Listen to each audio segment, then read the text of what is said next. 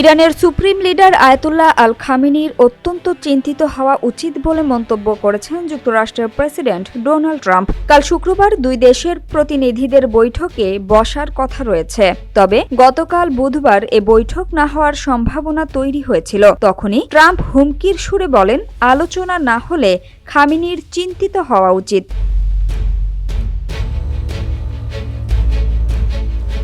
নানা নাটকীয়তার পর শেষ পর্যন্ত অবশ্য আলোচনায় বসতে রাজি হয়েছে যুক্তরাষ্ট্র ও ইরান। ওমানের রাজধানী মাস্কাটে দুই দেশের প্রতিনিধিরা বসবেন।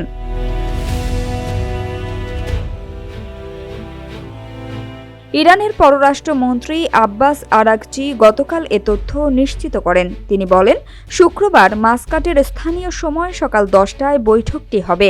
বৈঠক নিয়ে যখন শঙ্কা তৈরি হয়, তখন সংবাদ মাধ্যম এনবিসির এক সাংবাদিক সাক্ষাৎকারে ট্রাম্পকে এ ব্যাপারে প্রশ্ন করেন।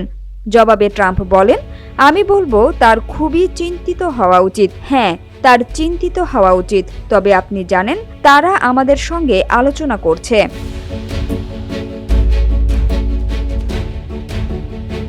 এদিকে যুক্তরাষ্ট্র আলোচনায় ইরানের পারমাণবিক কার্যক্রমের পাশাপাশি ব্যালিস্টিক মিসাইল এবং প্রক্সি বাহিনীকে সহায়তা নিয়েও কথা বলতে চায়। তবে ইরান জানিয়েছে তারা পারমাণবিক কার্যক্রমের বাইরে আর কোনো কিছু নিয়ে আলোচনা করবে না। তাদের এই দৃঢ় অবস্থানের কারণেই যুক্তরাষ্ট্র আলোচনা থেকে সরে যেতে চেয়েছিল।